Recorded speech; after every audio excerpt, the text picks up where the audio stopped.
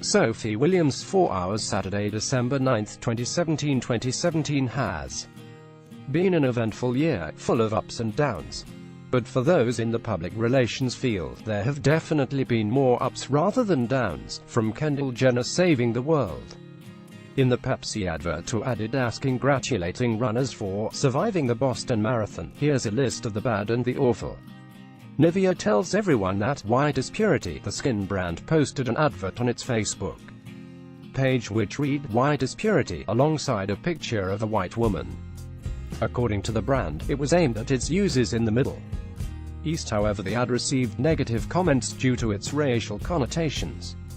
The ad itself was picked up by alt-right social media accounts, prompting the brand to eventually remove it from its page and apologize.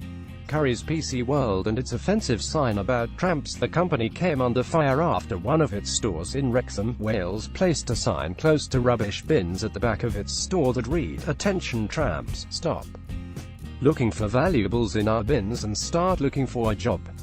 Curry's PC World photo Ben Stansalap Getty Images. The manager of the store was forced to apologize and remind members of the public that it was an unofficial sign.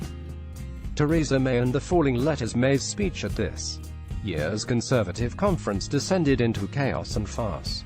Firstly, she was handed a P45 by a prankster. Comedian Simon Brodkin, aka Prankster Lee Nelson, hands Prime Minister Theresa May a P45 during her keynote speech to delegates and party members. Photo by Carl Gort. Getty Images. Then she started to lose her voice and had to have a throat sweet from the Philip Hammond. And then the letters of the party's slogan began to fall off from the wall behind her. Ministers rallied round Mrs. May following the speech. David Lidington, the Justice Secretary, told "Most people out there in the real world know they have to get up and go to work coping with a bad throat or a cold from time to time. Just get on and do it, and the Prime Minister has just given a demonstration of that."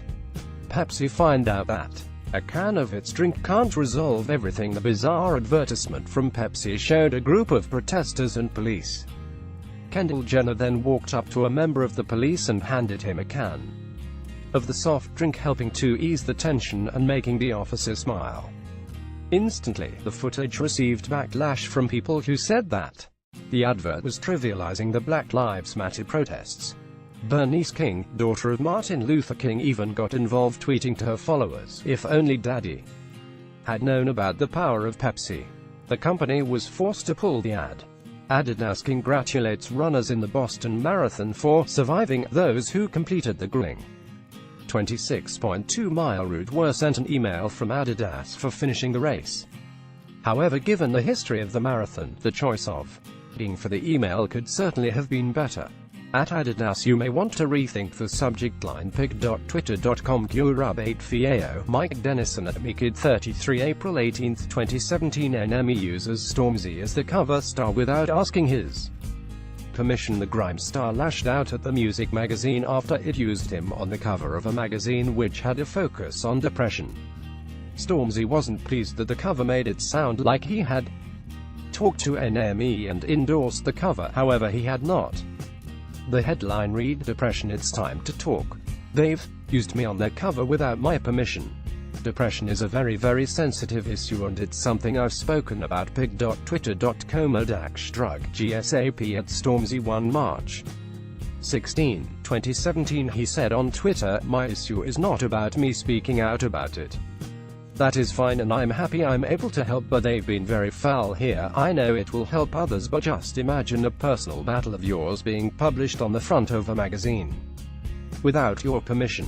McDonald's accused of using a child's grief in advert. The fast food chain released a commercial about a boy who lost his father and discusses his late dad with his mum over a fillet fish. The Advertising Standards Authority received more than 100 complaints. Bereavement charities were also upset with the chain for using the issue to sell food, prompting McDonald's to promise that it would never happen again. McDonald's pulled the advert after criticism from bereavement charities. United Airlines forced to apologize after a man is dragged off a flight. Video footage of a passenger being forcibly dragged off an overbooked United Airlines flight went viral on social media.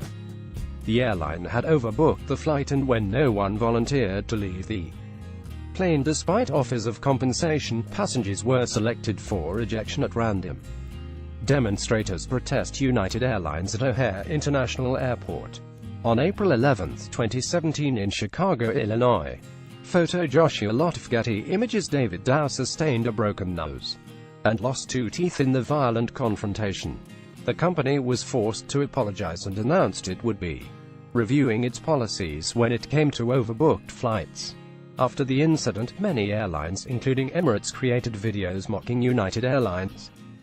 The Walker's Crisp advert. Walker's ran a campaign in which people could send in photos of themselves in a bid to win tickets to the Champions League finals.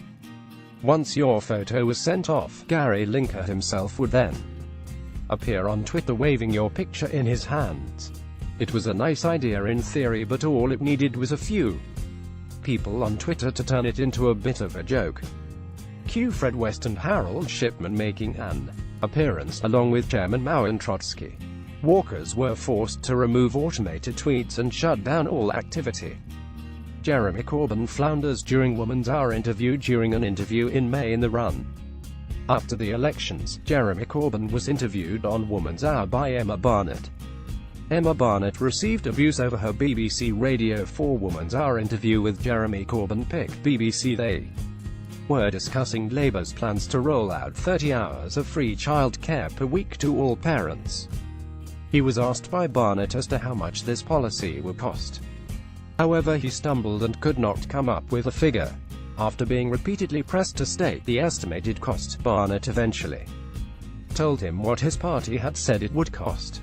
In news, http://news.co.uk